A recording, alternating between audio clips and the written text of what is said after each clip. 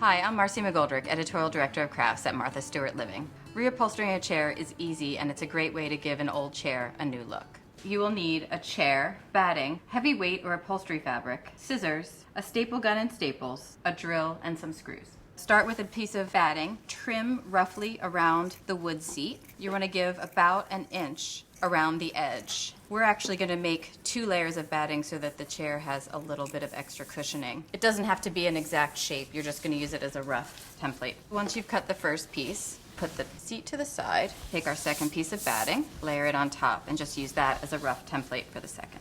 And we're just about trimmed out. Now that our 2 layers of batting are cut, we're going to attach them to the base of the chair.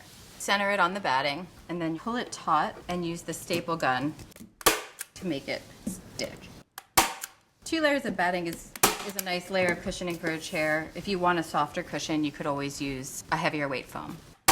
Once it's around all the way, you go back in and fill in some of the holes so it gets tighter. The batting is attached to the base of the chair. The next step is to add the fabric. You definitely want a heavyweight fabric. It doesn't have to be a specifically upholstery fabric, but you want something that is sturdy enough to be stapled through and will take the wear and tear of the chair. Make sure that you have enough fabric to cover over the batting once you staple it. We can trim a little bit of excess off of here. It's nice to have a little bit of extra to pull with. Start stapling one end and then the opposite end first. Pull taut. And then we'll do the same thing on these corners. Make sure that you're stapling beyond the batting. Watch for creases and things in the fabric as well. Let's flip it over again. And you can see where we've stapled, we're forming a nice round edge. Let's keep going. So we stapled all around the border of the chair. Now I'm going to flip it over to make sure that we like how the edges are.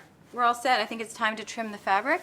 Leave a little bit of fabric on the edge, a ½ inch or so. Because if it frays a little bit, you don't want it to fall off. We're all set. We're ready for the seat to go onto the chair. Align it up and screw it in.